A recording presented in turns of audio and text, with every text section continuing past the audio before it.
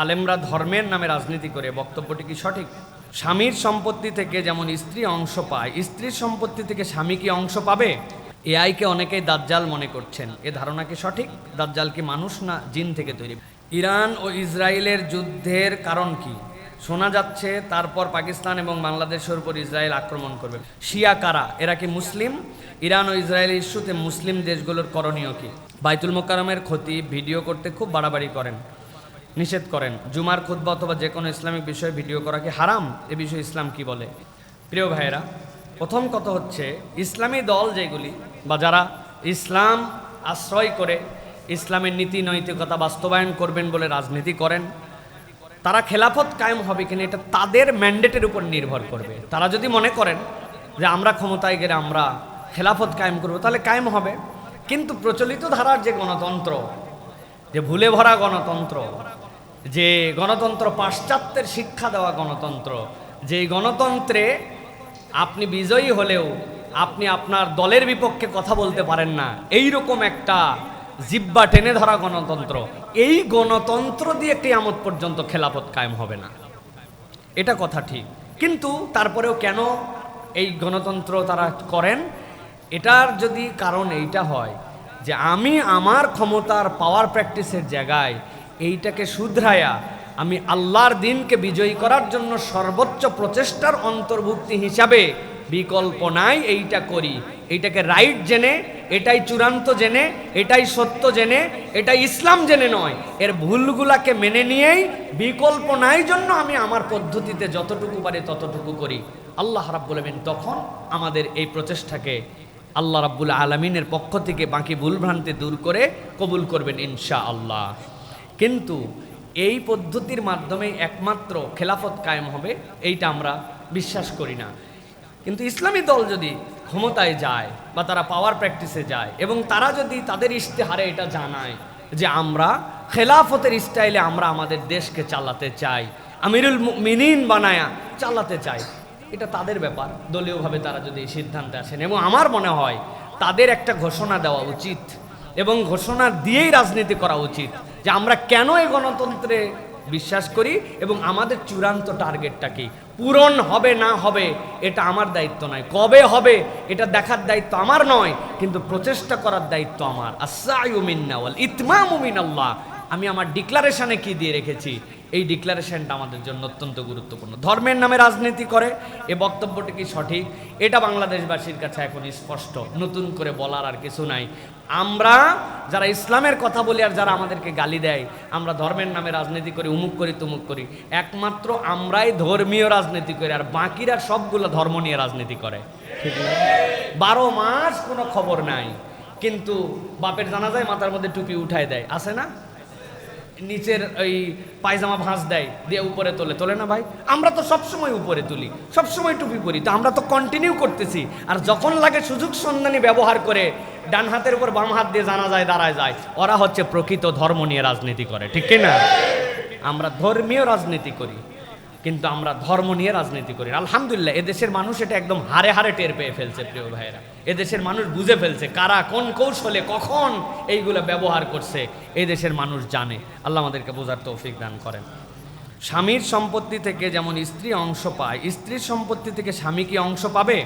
জি ভাইয়েরা, স্ত্রী এবং স্বামীর সম্পত্তির বন্টন নীতিমালা অনুযায়ী স্ত্রী যদি কারো মারা যান আর ওই স্ত্রী যদি নিঃসন্তান হন, কোনো সন্তান নাই, তাহলে স্বামী তার সম্পত্তির অর্ধেক পাবে।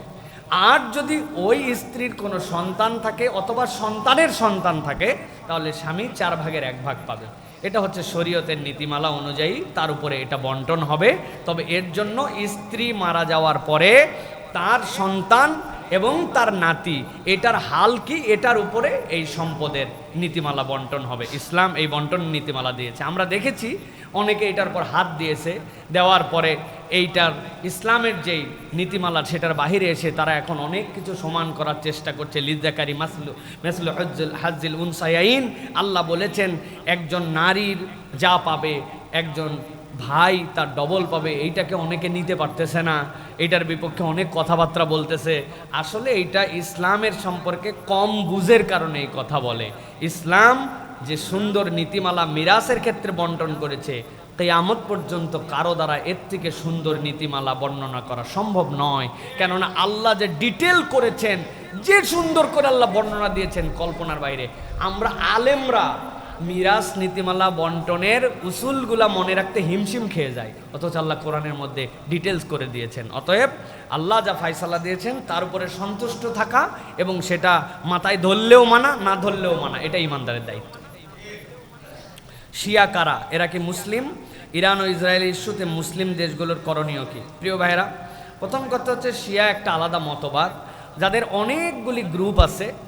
এই গ্রুপগুলির সবচেয়ে নিকৃষ্টতম গ্রুপ হচ্ছে যারা মনে করে যে রাসূলুল্লাহ সাল্লাল্লাহু আলাইহি ওয়াসাল্লামের পরে আবু বকর, ওমর, ওসমান রাদিয়াল্লাহু রিদওয়ানুল্লাহি তাআলা আলাইহিম আজমাইন এনারা জোর করে খেলাফত কুক্ষিগত করে ফেলছিলেন। আসলে খলিফা হওয়ার কথা ছিল হযরত আলী রাদিয়াল্লাহু তাআলা আনহুর, আর এই পরামর্শটা দিয়েছিলেন হযরত আয়েশা রাদিয়াল্লাহু তাআলা আনহা। এই জন্য তারা এই তিন খলিফাকে লানত করাকে তাদের ইমানের অংশ মনে করে এবং আয়েশা রাদিয়াল্লাহু তাআলা আনহার ব্যাপারে তারা বলে আয়েশা তো ফিন্নার, আয়েশা হচ্ছে জাহান্নামী, নাউযুবিল্লাহি মিন যালিক। এটা হচ্ছে এক্সট্রিমিস্ট শিয়া।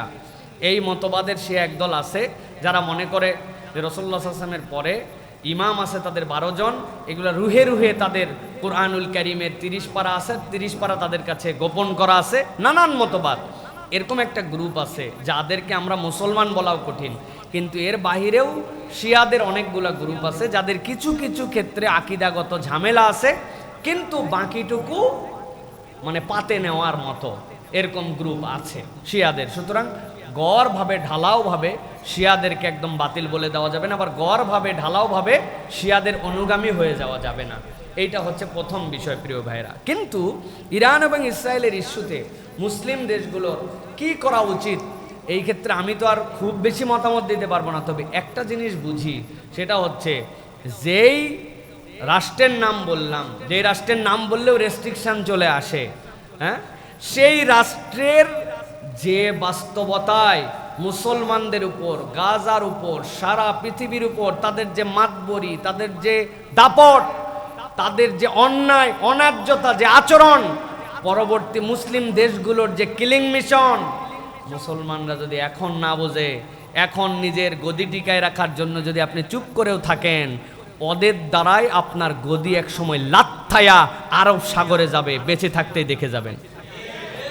ওই জন্য এখনকার বাস্তবতায় আপনাকে অন্ততপক্ষে এই সমর্থনটা দিতে হবে এবং বিশ্বকে এইটা বোঝাতে হবে যে তারা অন্যায় করেছে। আপনি তার আকাশ সীমা লঙ্ঘন করে, তার দেশের সার্বভৌমত্বকে লঙ্ঘন করে আপনি যে সেখানে আক্রমণ করে তার দেশকে আপনি শেষ করে দিচ্ছেন, আর আপনি বিপক্ষে যখন আক্রমণ করতেছেন তখনও আপনি সেই আগের অনেক ক্যালকুলেশন মিলাচ্ছেন, এটা বাস্তবতা নয়। অতএব মুসলিমদের করণীয় অন্তত পক্ষে ইরানের পক্ষে থাকা, কেননা এই মুহূর্তে যে ঝামেলাটা বাঁধছে এইটা কিন্তু আর মুসলিম অমুসলিমের মামলা নাই, এটা এখন একটা বৈশ্বিক রূপ ধারণ করেছে। সাথে সাথে আমরা ক্ষুদ্র মানুষ হিসাবে ইরানের স্ট্র্যাটেজিক কিছু বিষয় ছিল যেগুলো আমরা এখন দেখতে পাচ্ছি। ইরানে যে আক্রমণ করার জন্য আসলো, কয়টা দেশ পার করে আসতে হয়েছে বলেন তো ভাই? ওই ইরাক পার করে আসতে হয়েছে, সিরিয়া পার করে আসতে হয়েছে, লেবানন পার করে আসতে হয়েছে, মরক্কো পার করে এদিক থেকে আসতে হয়েছে না? এই দেশগুলোর অশান্তি জিয়ায় রাখছে কে? ইরান ইচ্ছা করে জিয়ায় রাখছে। শিয়াকে, শিয়াইজমকে তারা বিখ্যাত করার জন্য কোথাও হুতি দিয়া, কোথাও হিজবুল্লাহ দিয়া, কোথাও কুর্দিস্তান দিয়া, নানানভাবে বাশার আল আসাদ দিয়া তারা এই জায়গাগুলোকে চাঙ্গা করে রাখছিল, যাতে করে তারাও একটা সুপার পাওয়ার হতে পারে, সুপার পাওয়ার হয়ে আরব বিশ্বে প্রভাব বিস্তার করতে পারে। সুন্নিদের যে পরিমাণ হত্যাযজ্ঞ তারা চালাইছে বেহিসাব। আজকে কি হলো? এই যে বিভেদ, এই বিভেদের কারণে আজকে নির্বিঘ্নে তার পর্যন্ত পৌঁছাতে পারলে, এর আগেই তো তার নেমে যাওয়ার কথা 7 লেয়ারে, কিন্তু সে এক সময় মনে করছে যে এইটার দ্বারা আমার উপকার, এখন দেখতেছে তার ক্ষতি। এই জন্য বৃহত্তর স্বার্থের দিকে উম্মাহ যতদিন না তাকাবে এই উম্মাহ ততদিন এগোতে পারবে না। আমার সংক্ষিপ্ত বিশ্লেষণ এইটা প্রিয় ভাইরা। এই হিসাবে আল্লাহ রাব্বুল আমিন আমাদেরকে হেফাজত করুন। কি হয়েছে? ইরান ও ইসরায়েলের যুদ্ধের কারণ কি? শোনা যাচ্ছে তারপর পাকিস্তান এবং বাংলাদেশের উপর ইসরায়েল আক্রমণ করবে। প্রিয় ভাইয়েরা, আপনাদের কাছে এর আগেও বলেছি, পৃথিবীতে জ্ঞান বিজ্ঞানের চর্চা যেখানে আর মুসলিমদের উত্থান যেখানে, এই জ্ঞান বিজ্ঞানের উত্থান আর মুসলিমদের উত্থান এইটা তারা সহ্য করতে পারে না। এখন মার হচ্ছে জ্ঞান টু জ্ঞানের মায়ের। আপনার জ্ঞানের লেভেলটা আপনি কোন জায়গায় নিয়ে গেছেন, প্রযুক্তির লেভেল কোন জায়গায় নিয়ে গেছেন। মুসলমানদেরকে কখনো শক্তিশালী হওয়া, প্রযুক্তিতে এগিয়ে যাওয়া, এটা কখনো ওই জাতেরা সহ্য করবে না, এটাই বাস্তবতা।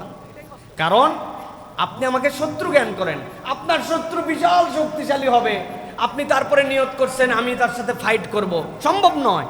অতএব অঙ্কুরে তাদেরকে বিনাশ করে দাও, শেষ করে দাও। পাকিস্তান তো টার্গেটেড, এটা তো আপনারা বুঝতেই পারেন। ওদের যে যুদ্ধ গাজার সাথে হচ্ছে, কার সৈনিকরা ওদের হয়ে এই গাজাবাসীকে মারছে জানেন? কত হাজার সৈনিক তাদের দিছে, কারা দিছে? হ্যাঁ, আমি আর মাইকে বললাম না, আপনারা বুঝে ফেলেন। তারা ঘোষণা দিছে যে এতগুলো সৈনিক তাদের হয়ে লড়েছে।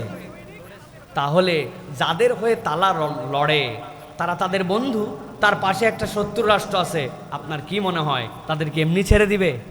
তাদেরকে একদম আঙ্গুল চুষার মতো করে দিয়ে দিবে? এমন কৌশলে, এমন প্যাচের মধ্যে, এমন ট্র্যাপের মধ্যে ফেলতে চায় যাতে ওদেরকে ব্যান করে দেওয়া যায়, ওইগুলো সব উইপন তাদের মালিকানায় নিয়ে যাওয়া যায়।